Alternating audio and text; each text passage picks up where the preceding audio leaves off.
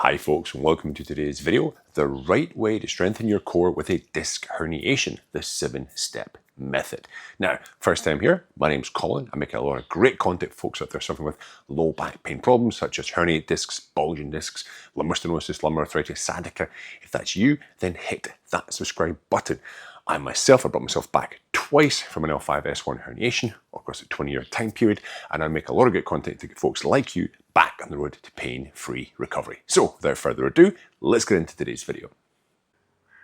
Welcome folks. So today I want to talk about strengthening your core the right way if you're coming back from a lumbar herniated disc. And I'm going to use this, what I call a 7-step method, okay? Why is this necessary? So typically with most rehabilitation protocols, you're required to strengthen your core, basically lumbar sacral stabilization, to improve that stability of that lumbar region, help protect the injured discs, and get you back on the road to recovery, along with total body strengthening as well, which is what I talk a lot about in other different videos, okay? Now, the problem is many people, they're prescribed, I don't know, bird dogs, dead bugs, various exercises, side planks, etc. But very often they're too hard for that person to do because the person is a lot of pain, they've had a lot of atrophy, a lot of muscle wasting, a lot of weakness, and the exercises are just too hard for them to do, and it ends up causing more pain, okay? So for most exercises, you can break it down into like really easy, really beginner, and then progress it forward. Now, why do you need progression? Well, if you can do a plank for 1 minute, okay, and you just keep doing it every week, 1 week, 2 weeks, a month, 2 months, 1 minute holding a plank, it's not going to get any harder, okay? You're not going to get any more benefit from it, right? It's the law of diminishing returns. You need to make that plank harder to create a stimulus on your body to force an adaptation to become stronger, okay? Because this particular injury, for most people, how you get out of it, if you don't do surgery, is you have to strengthen your way out of pain, okay? Get that body really strong, able to handle loads, forces, etc.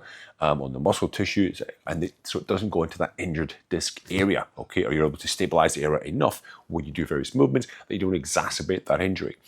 You don't get stronger unless you have adaptation taking place.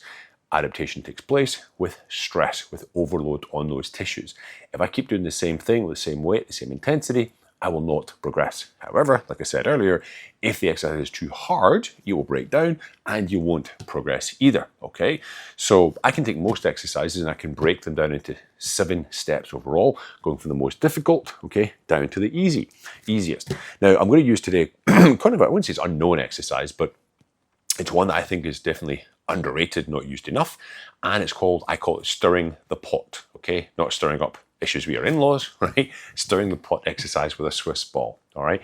And I'm going to take you through the 7-step protocol with this exercise. So we're here with an exercise ball, all right? And this is great for your core, okay? Dynamic stability, bracing stability. So basic beginning exercise with this, you're going to be on your knees here, and you have your forearms in front, okay? We're going to be leaning on the ball. Now, my back, I don't want to excessively arch. I don't want my hips dropping through. I don't want to be rounded. I want to be in a nice neutral position, and you can bring the toes off, okay? That can be quite a bit of pressure on the knees sometimes. So for some people, I should just keep your feet on the ground to begin with, okay? And this first move, so step 1, if you will, you're just simply going to go backwards and forwards, okay? So you're basically going to pull, forwards and backwards and forwards. You're going to go out forward.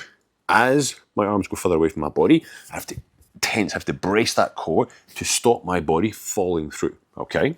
So I'm going to go forward. This is the hard part. Hold for a second and then bring it back in. And then that relaxes the tension in my core. I go forward, brace, and hold, okay? I go forward, hold, brace, and come back.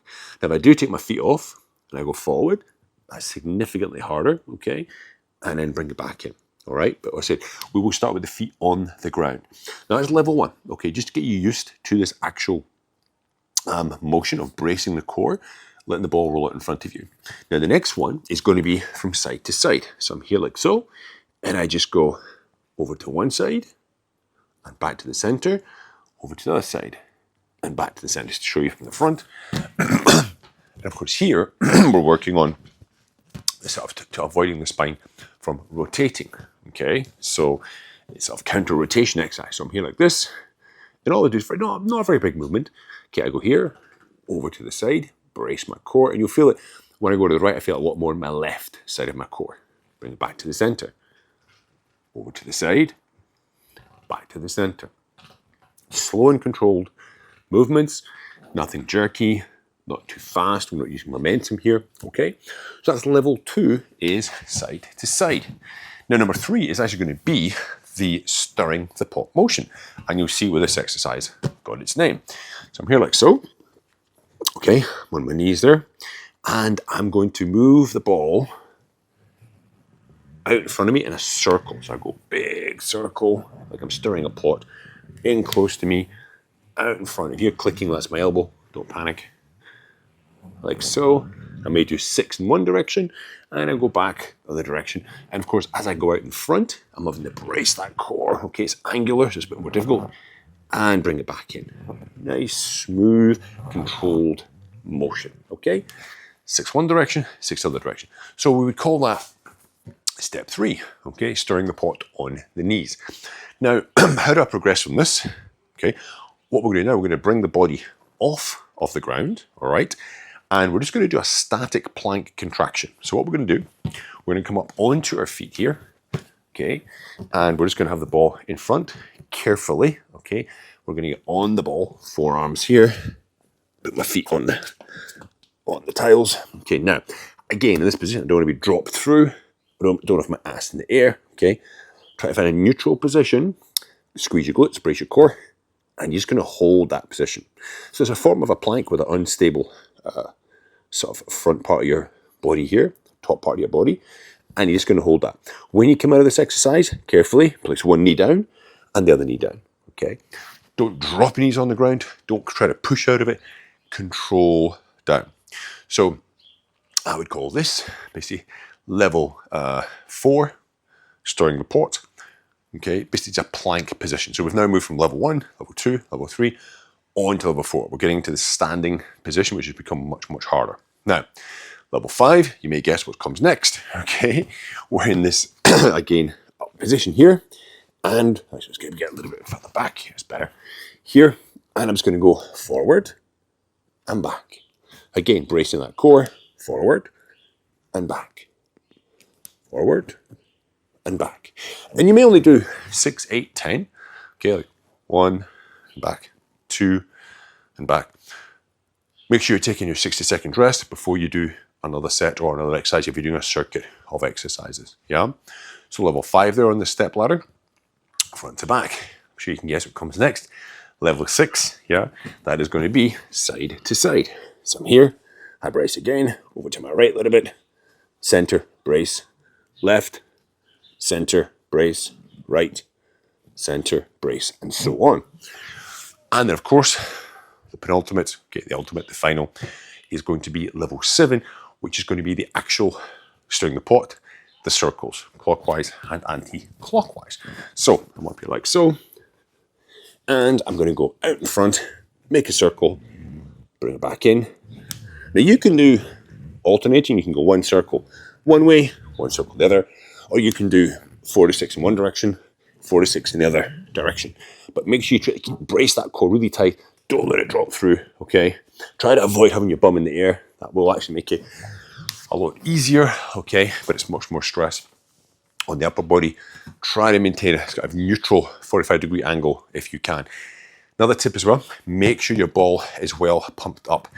If it's too soft and squidgy, it actually makes it more difficult in some ways, but it's very difficult to get your get enough contraction, get enough control to do the exercise effectively, okay? So guys, that is a very simple 7-step protocol to take an exercise like stirring the pot from super, super easy beginner right through to a more sort of high-end progressive position.